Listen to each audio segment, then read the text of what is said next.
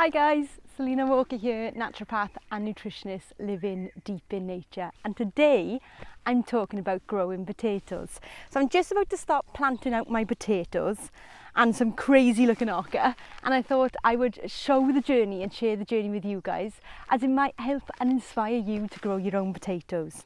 So last year we grew probably about 3 to 4 months worth of potatoes. We love potatoes in the winter. We don't eat so much in the summer, but loads of carbs in the winter. So I decided to increase our potatoes this year, but I wanted to try lots of different varieties. So I've got some Cara potatoes, which have the lovely little pink tops, sprouted tops. And if I can find my layers, Maris Pia, which is a good early, kind of second earlies. I've got some, what have I got here? I've got some Ambo. I love Ambo because in the veg shop we work, sometimes I have Ambo in. And I've got Ola. Ola is a great, good all-rounder. Colleen, a good one. That can be good early, and you can see, you can always tell the early ones because if they've been sprouting and chitting a bit too long, they go a bit big. So that's a good early one. And that's a main crop. So if you lose your labels, you can always tell which ones are going to harvest first. So what do I mean by chitting? Well, all I've simply done, you can see the crates I've got here.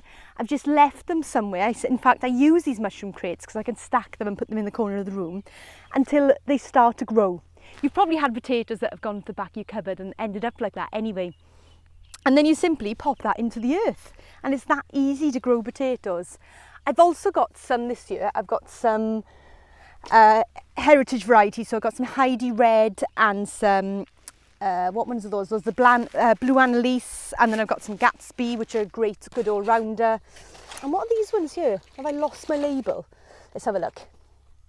The label's there somewhere, Selena. Yes, it is Maris Barrow. And then here, these are okra that I grew last year. And they've just been in the house a bit too long and gone a bit crazy. So I'm going to put these by the potatoes because we used the last year, because you harvest these a lot later in the year. I harvested these last November. Then they're a great crop once the potatoes are finished. So I wanted to add those on at the end. But what I'm going to do with these, because they've chitted a bit too much, I'm going to just put them in a bit deeper. And on that note, my perfect weapon. This is my bulb planter, which I treated myself to this year, and I'm very excited because I reckon, see that hole there? I can use it for planting potatoes. So I think I could probably do this job twice as quick. So all I've done here is, for a good few months, I've had plastic here, because this is all grass like the rest of the field. And there are some weeds still left, but there's a frost There's a frost in the forecast for tonight. And I'm hoping that will give the weeds one last final going over, and then I'll just dig them out in the morning, and they should be quite weak then because there's not many of them. And what I'm going to do, I'm going to put the potatoes in knowing that they'll take a good few weeks to come up, so that it should be past the first frost by then. Because last year I put them out a bit early because in our family, my granddad always used to say plant them on Good Friday. And we had a lot of frost last year, and quite late, we had a frost in late May. So the tops got frosted off, even though I put fleece on top. And I didn't quite have the crop I was expecting, and I'm wondering if it's to do with that. So this year I'm planting them out a couple of weeks later, and I've got some compost I need to move from the top end of the land down to here, so that by the time they've come through and ready to be earthed up, which I'll show you later on in another video, I should have the compost down here. So all I'm simply going to do now is as simple as that. You chit the potatoes, and you don't even have to do that, it just gives them a bit of a head start. You can tell the difference between the potatoes that are earlies when you've been chitting, if you've been chitting too long, by the length. And you dig a hole. I always dig a hole, well, it's going to be that size, isn't it, the hole? So it's kind of like a spade depth, that's the easiest way to describe it. So the depth of your spade, which is probably, what's that? It's probably about 6 to 8 inches. And then plop it in, simple as that, and fill it in with earth. Now some people decide to do a big trench all the way along. That just seems like too much work. I've done that in the past, and I find it easier to just do the individual holes. I have simply just dug it with a trowel and put it in. So I'm going to do this now, and I'll see you once it's all done.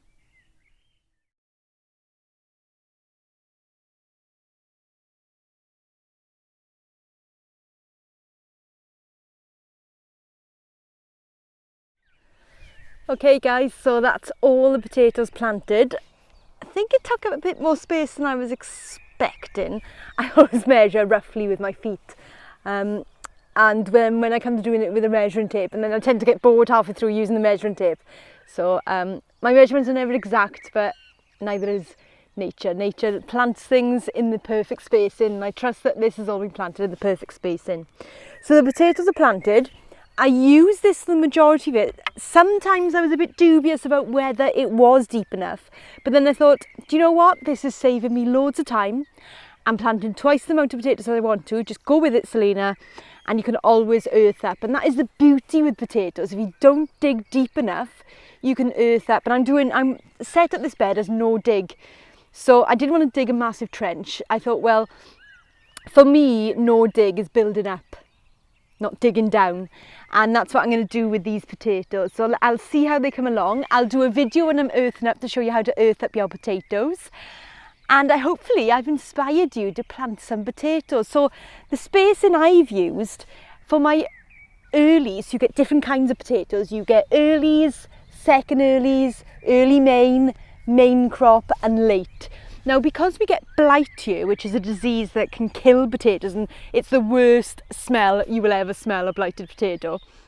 So because of that, I tend not to plant late potatoes and concentrate a lot on the earlies and the second earlies and some mains, because a lot of the heritage that I've got are mains.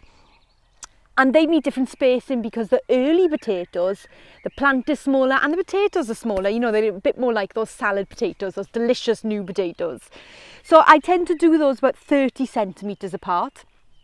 And then the main crop, I tend to do at 40 centimetres apart. And I like to leave a bit more between rows if I'm in a space like this, so I can walk between them. When I'm in the actual raised beds and I don't need to walk between them, I don't tend to leave any more space in between rows. So if it's a 30 centimetre gap between the potatoes, I leave the same between the rows. But here, because I'd quite like to be able to walk easy-ish between the rows and earth up, I've left roughly 50-60 centimetres, but as I said, who's counting?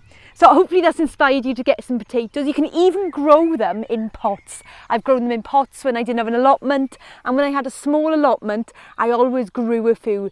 You cannot beat the taste of your own early new potatoes. So get cracking. Even if you've got a pot, put a couple in the bottom and see what happens. If you've enjoyed this video, please subscribe to my YouTube channel. It really helps get this information out there. And if you want to find out more about how you can create a healthy body, healthy mind and healthy planet, head on over to my website selenawalker.earth and sign up to my free newsletter. I'll see you soon.